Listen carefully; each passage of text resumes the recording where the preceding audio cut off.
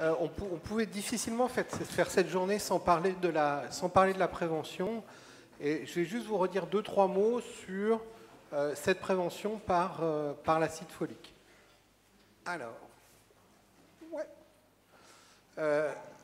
La première personne, et en fait la seule dont je veux parler, c'est cet homme-là, qui est Richard Smithsell. Richard Smithsell, beaucoup d'entre vous le connaissent, je pense, c'est un pédiatre qui travaillait d'abord à Leeds et ensuite à Liverpool en hôpital, dans un hôpital pédiatrique où il faisait la consultation d'accueil, il faisait la consultation de porte. Et puis, il avait l'habitude de faire un certain nombre de registres, de noter les pathologies de ses enfants, et il a remarqué, d'une part, qu'il y avait beaucoup d'enfants qui présentaient des anomalies de fermeture du tube neural, dont des myéloméningocèles, et que ce n'était pas n'importe qui était atteint d'un myéloméningocèle. Il a d'abord vu qu'il y avait des causes sociales, et il a commencé à réfléchir là-dessus. Et puis, il est arrivé à se dire que c'était peut-être des carences alimentaires et des carences vitaminiques. Et dans les années 60, comme vous pouvez voir là, il a commencé à écrire, parce que les Anglais, ils écrivent beaucoup dans les journaux, ils écrivent beaucoup, ils font des lettres au Lancet, ils font même des lettres au Times. Il a commencé à écrire en disant « c'est bizarre parce que j'ai l'impression que tout le monde n'a pas les mêmes chances d'être malade ou de ne pas être malade. Je me demande si ce n'est pas des déficits vitaminiques. » Tout le monde a commencé à se foutre de lui. Et il n'a pas molli, il a continué. C'est-à-dire que moi, j'ai une quarantaine d'articles qu'il a écrits, en particulier au Lancet, où il a d'abord dit ça, puis après il a dit c'était les vitamines, et puis il a dit c'est bizarre, je me demande si c'est pas la vitamine B9, si c'est pas l'acide folique, parce que quand on regarde l'alimentation, l'alimentation n'est pas la même, et que vraiment... Et il a écrit, il y avait des réponses en disant qu'est-ce que c'est que ce truc, pourquoi il nous embête, etc. Et c'est comme toujours, on a déjà dit ça ce matin, et c'est Henri qui disait ça, c'est toujours les choses les plus évidentes et les plus simples qui sont les plus efficaces. Et puis, bien entendu, tout le monde vient au secours du succès. Et en fait, il a fallu pratiquement 25 ans pour qu'il y ait, et là on a eu du bol, parce qu'il y a eu dès le départ un essai randomisé, prospectif, en double aveugle, multicentrique, international, qui a testé l'acide folique versus d'autres compléments vitaminiques et qui a montré qu'il y avait de manière extrêmement significative un effet protecteur de l'acide folique sur les myéloméningocèles. Et cet effet protecteur était de 72% dans l'article, et le chiffre qu'on utilise encore à l'heure actuelle quand on dit si on fait une prévention correcte par l'acide folique, on va protéger 70% des patients, enfin des futurs enfants du myéloméningocèle, il vient de là. Ça a été, d'abord c'était dans le Lancet, c'était un essai qui a été tellement bien fait que les gens ont commencé à réfléchir. Il y a eu un grand essai nord-américain qui a été fait sur plusieurs dizaines de milliers de femmes. Et puis, l'autre essai qu'on cite toujours, c'est cet essai hongrois qui lui a été fait aussi sur une très large population et qui ont fini par solidifier les choses.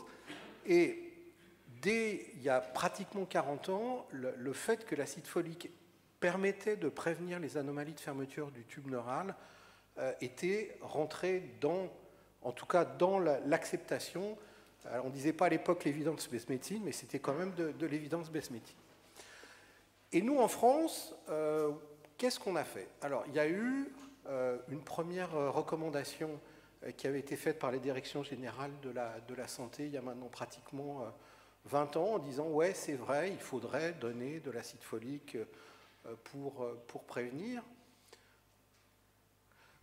Il y a eu ensuite, une dizaine d'années plus tard, parmi les mesures préventives pour améliorer l'état de santé de la population, la recommandation de donner des folates pour diminuer les anomalies de fermeture du tube neural.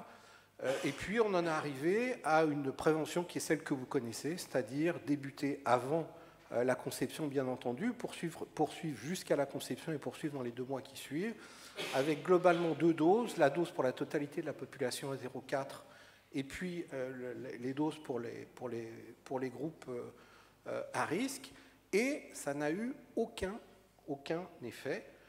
au point que si vous regardez l'état de santé de la population dans la dernière sortie de la DREES, où on regarde l'état de santé de la population, bah, ce qui est écrit, c'est que moins de 10% des femmes ont une prévention correcte, et qu'on est de loin les plus mauvais en Europe, et surtout on n'a fait aucun progrès au cours des 20 dernières années, au point que si vous regardez une des études Périnat européennes, et vous regardez où est la France par rapport à tous les pays d'Europe, ce qu'on voit, c'est que des femmes qui ont pris de l'acide folique, c'est 14% de la population, et des femmes qui ont pris correctement de l'acide folique, c'est 7%.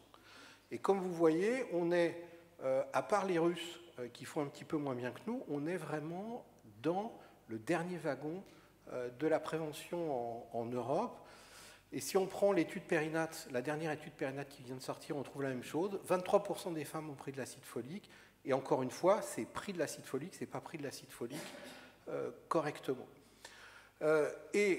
Si on met en perspective ça par rapport à l'effet, on va dire, médico-économique qui aurait cet effet préventif, et ces chiffres avaient été colligés par M. Hafner, si vous regardez le coût moyen de prise en charge d'un myéloméningocèle pendant l'enfance, vous voyez que ça coûte entre 20 et 40 000 euros par an, c'est-à-dire que le coût moyen de la prise en charge d'un myéloméningocèle, c'est 800 000 euros pendant sa période pédiatrique, auquel il faut rajouter ce coût pendant la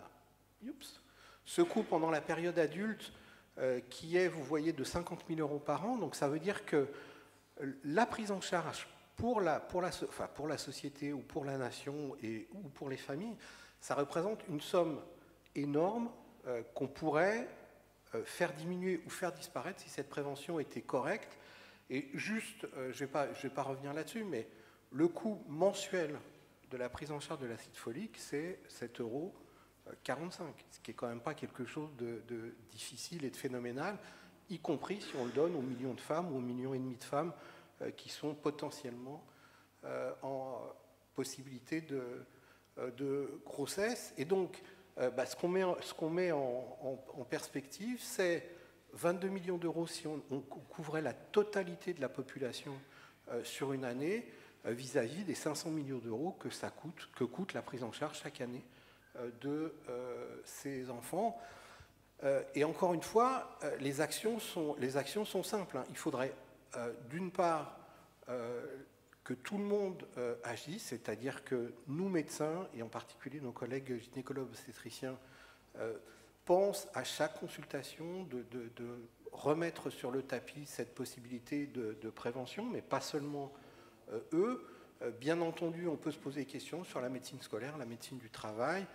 Donc il y a beaucoup de circonstances sur lesquelles on peut faire un certain nombre de choses. Les pouvoirs publics, je vais en dire un petit mot tout à l'heure, je vais même en dire un mot tout de suite. Il y a donc l'effet des médicaments que vous connaissez bien, et puis, et je terminerai là-dessus, l'effet des pouvoirs publics qui sont stimulés depuis des années, on en discutait encore hier avec M. Hafner. On essaye de les stimuler, il y a une non-volonté de prévention par l'alimentation, c'est extrêmement difficile de faire des campagnes nationales. Et vous savez que maintenant, il existe un droit de saisine de l'HAS de la part des patients qui estiment que la qualité de la prise en charge de la santé n'est pas correcte sur un domaine spécifique. Alors nous, en neurochirurgie, vous voyez, sur les 5 premières saisines, il y en a 2 qui concernent les neurochirurgiens, une sur la mort subite du nourrisson et la plagiocéphalie, mais surtout celle dont je voulais parler aujourd'hui, qui a été lancée par la SBH sur l'insuffisance de prévention des anomalies de fermeture primaire et les problèmes d'acide folique. Alors l'HAS a été saisie et je ne pense pas que M. Hafner ait plus de nouvelles que moi. Ah bah voilà. Ouais. Il y avait une carence, ils ont transmis le bébé à la DGS. C'est ça. Non, mais et la DGS m'a écrit une jolie lettre que le futur programme national de nutrition santé prendrait ça en compte d'ici 2024. On a eu exactement la même chose sur la plagiocéphalie, c'est-à-dire que Il y a eu la réponse, on a reçu votre machin, c'est vrai, vous avez raison, on va faire le machin, et puis après, rien. En ajoutant qu'à l'époque, la personne qui était à la tête du collège de la HAS, c'est maintenant ministre. Absolument. Absolument, puisque la réponse qu'on a eue était signée par Agnès Buzyn en disant, et avec une réponse tout de suite, hein, c'est-à-dire que pour la plagiocéphalie, et je pense que pour le myéloméningocèle c'était pareil. Alors pour la plagiocéphalie, il y a eu la saisine, je crois que c'était le 4 avril, retour du ministre le 5 avril, retour de la présidente de l'HAS qui était le 5 avril, campagne dans les journaux quelques jours après. On a écrit au président de la Société de neurochirurgie pédiatrique en disant on a besoin d'experts tout de suite, c'est urgent, machin. Donc on a envoyé la liste d'experts et depuis 6 mois on attend. Et je pense qu'il y a un vrai problème, enfin il y a un problème global de prévention et de santé publique chez nous. Hein, mais voilà. Donc c'était tout ce que je voulais dire sur l'acide folique. Encore une fois, on en parle à chaque fois, on essaye de se mobiliser. Il y a l'effet du bouche à oreille, je pense qu'il faut qu'on continue à faire des choses.